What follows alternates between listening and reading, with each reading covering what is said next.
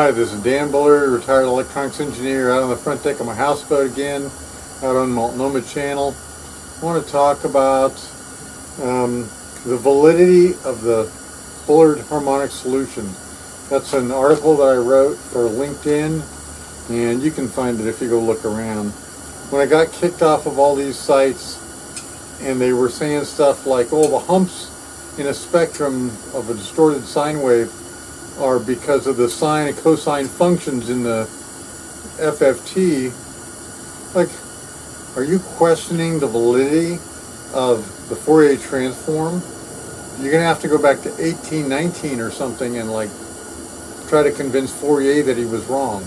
That's not it at all. Those humps do not come from the sine and cosine functions in the Fourier transform. They come from the God of harmonics. And some people were offended in that last website. They're offended at my quote on my website for the Bullard for the Bullard laws of harmonics. It says, to understand harmonics is to know the mind of God. I really believe that. I really believe that. You know, it's like if you understand nuclear physics, you know the mind of God, okay? Now, whether you believe in God or not, I don't care. I don't. But, you know, there is something in the universe that set all this shit up. And I don't know how it happened, but we're the result. Here we are, you know. So when you understand harmonics, you'll understand a lot of things that nobody else knows. Now, the Bullard Harmonic Solution is something I came up with. It's just a formula. I'm not going to give it to you. Terribly sorry. But, you know, you can buy it. Let's see. More Harmonic for Morons. You get that for under $7. Distortion, you get that for, what is it, $10 or something like that. And if you want to get the full-blown thing, harmonics, that'll be $20. Whatever. But who cares? It doesn't matter to me if you buy these books or not. I don't care. But you should understand that I know something that you don't know, and that's why you're watching. Okay, Bullard Harmonic Solution. One thing about the Bullard Harmonic Solution you got to remember is it cannot predict the amplitude of the fundamental or of DC, and it doesn't understand that last thing I talked about, or one of the other things I talked about, where the harmonics roll off. It doesn't deal with that, and I'm sorry, that's beyond me. I can't figure out how to put it in mathematical terms. But I did get the Bullard Harmonic Solution, which is, it shows how the humping pattern, how the spectral signature, or the harmonic signature, comes out of the phase angle where the distortion happened. It's the phase angle, and nobody else knows that. They all come up with these specious arguments, so just ignore them. They're assholes. I set up some examples where I put a single distortion, just a little pulse, in an impulse, if you will, in a sine wave. Now, most people know if you put an impulse in a flat DC level, you'll get an absolutely flat response. That's true if you do that in an absolutely flat circuit. But if you do it, or signal, but if you do it in a sine wave, then where the impulse happens in the sine wave determines what the harmonic signature is going to look like, which angle it happened. So what I did was I created sine waves, and then I put an impulse in the sine wave at a particular angle. So the first one I'm going to show you is an angle of 66.8 degrees, which is what you get if you clipped a sine wave at what I call the 4% point. The 4% of the transfer function from the top, I whack it off. Well, if you put a distortion right there at that 66.8 degree point, you get a spectrum that looks like this. And if you use a Bullard Harmonic Solution, you get something very similar. In fact, you get it, it's almost an identical match. I mean, it is an identical match, except for the fundamental and the DC, okay? It's beautiful. It's absolutely beautiful. And that's the humping pattern I was talking about. Now, if you do it, I tried another one, 178.6857 degrees, and you say, 178.06857 degrees, aren't you being a little, like, ridiculous? No. You need that kind of resolution in order to get this to work. And I'll show you in a minute why. So 178, that's pretty close to the 180 at the zero crossing. So what I'm doing is I'm simulating what I get at zero crossing.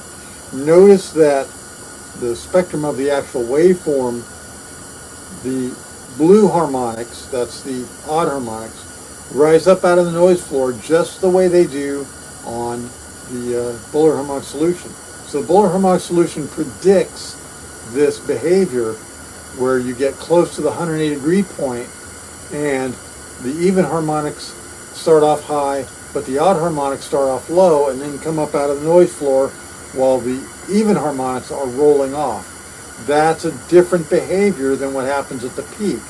And that's kind of how I figured out why the angle was important. So 178.06857 degrees. Yes, you need that kind of accuracy. Let me go on.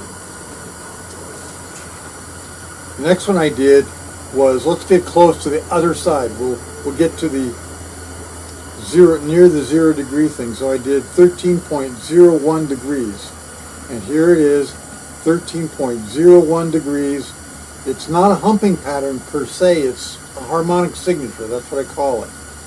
So the harmonic signature at that angle matches the Bullard Harmonic Solution, which predicts the harmonics for that distortion at that level. Then I tried another one. Well, I tried going above 300 degrees, but here's the problem.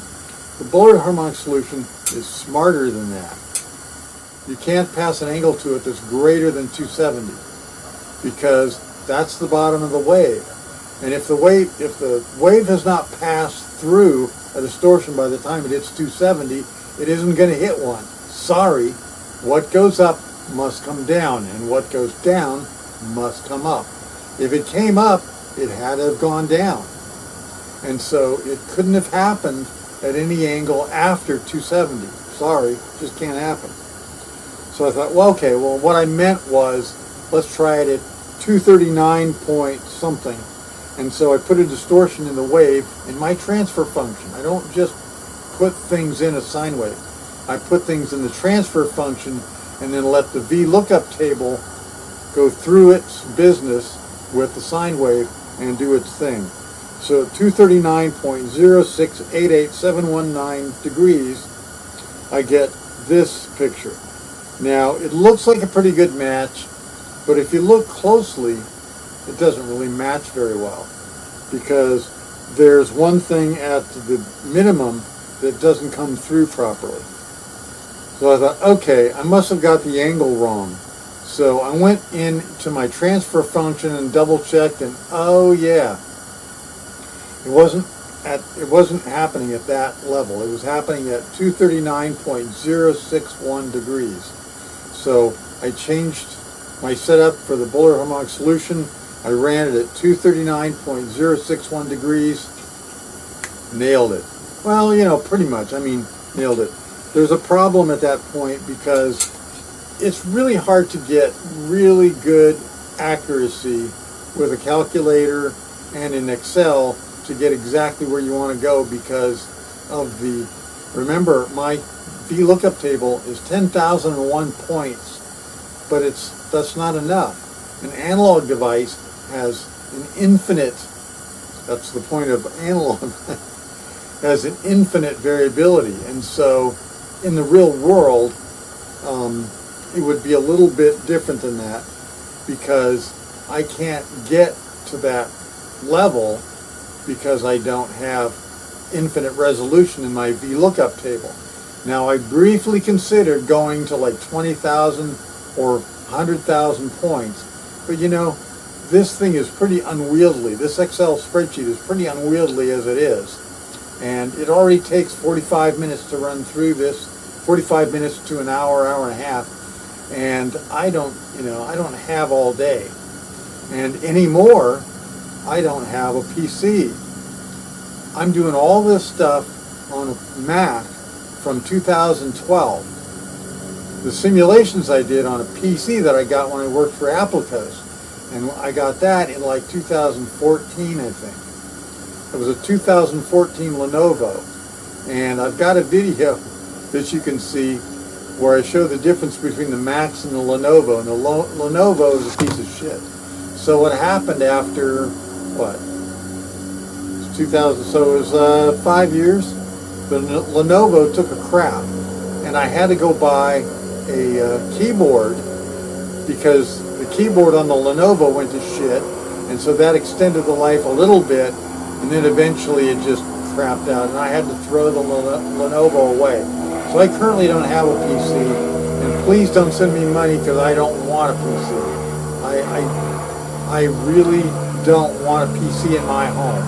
I've got Fire Sticks, I've got Rokus, I've got Macs, I've got iPhones.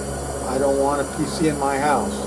I don't want my router to even know that I've ever had a PC in my life. Sorry, I just feel that way about PCs. So anyway,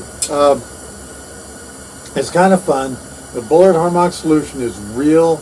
It's a cool formula that shows it's not meant for any scientific use other than to prove that Law 2 of the Bullard Laws of Harmonics, it's only meant to prove Law 2, and that is that the harmonic signature is a result of the angle where the distortion happened in the sine wave.